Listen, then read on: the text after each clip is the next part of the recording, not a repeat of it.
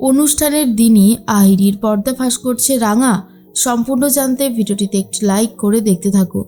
গল্পের শুরুতেই দেখা যায় রাঙা সব কিছু দায়িত্ব একা হাতে নিয়ে সামলাচ্ছে, আর অন্যদিকে বৃন্দা ভাবছে কিভাবে রাঙাকে সবার সামনেই হ্যারাসমেন্ট করবে, রাঙাকে অপমান করবে।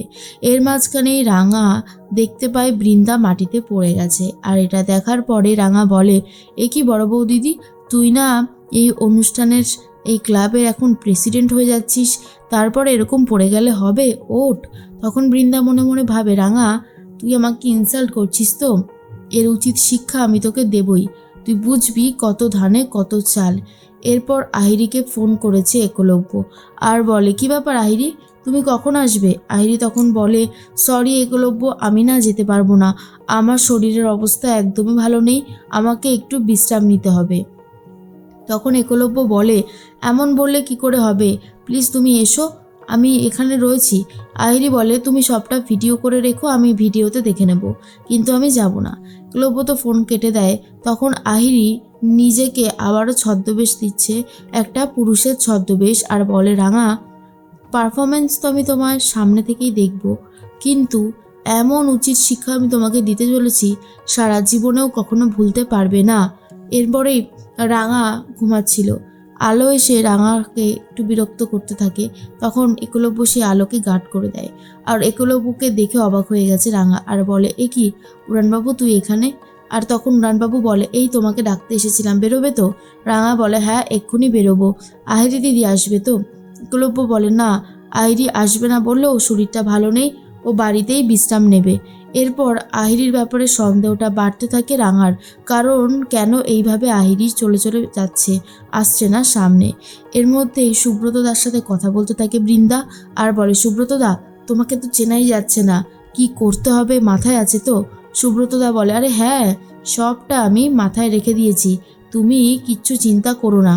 এরপরেই বৃন্দা তখন বলে, যা করবে ভেবেচিন্তে করবে, বাচ্চাগুলো যাতে আজকে পারফরমেন্স করতে না পারে সেই চেষ্টাই করে যাবে, কেমন? সুব্রতদা বলে, পারফরমেন্স তো করতে পারবে না, আর যা করব সেটা তুমি শুধু দেখতে থাকো।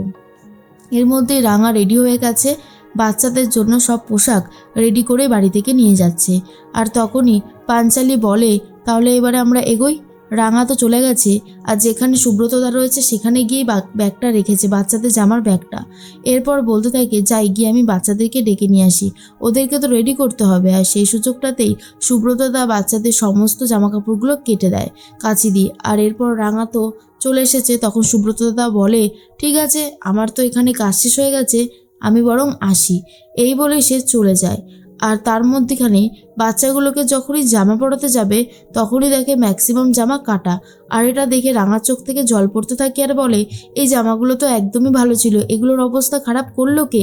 আমি তো কিছুই বুঝতে পারছি না। এখানে তো ওই ওই লোকটা ছিল, বয়স্ক লোকটা যে ইলেকট্রিকের কাজ করছিল। এরপর সুব্রতদা বাইরে গিয়ে হুবহু তার মতন দেখতে একজন বয়স্ক মানুষকে পাঠিয়ে দেয়। এরপর একলব্য বলে, ইনি ছিল, দেখো তো। তখনই রাঙা বলে, হ্যাঁ আচ্ছা এখানে কি কাউকে দেখেছেন এই জামা কাপড়গুলো কেটে দিয়েছে? তখন সে বলে, না আমি তো কাউকেই দেখিনি। এদিকে বাচ্চারা চলে এসেছে, গার্জেনরা বলে, কি ব্যাপারটা কি, হ্যাঁ এরকম করলে কি করে পারফরমেন্স করবে? বাচ্চাগুলো বলে, আজকে কি তাহলে আমরা পারফরমেন্স করব না? রাঙা তখন বলে, কে বলেছে করবে না? অবশ্যই করবে, আমি আছি তো, আমি সবটা সামলে দেব, তোমরা কিচ্ছু চিন্তা করো না। রাঙা নিজের হাতেই সমস্ত দায়িত্ব নিয়ে সবটা সামলে দিচ্ছে।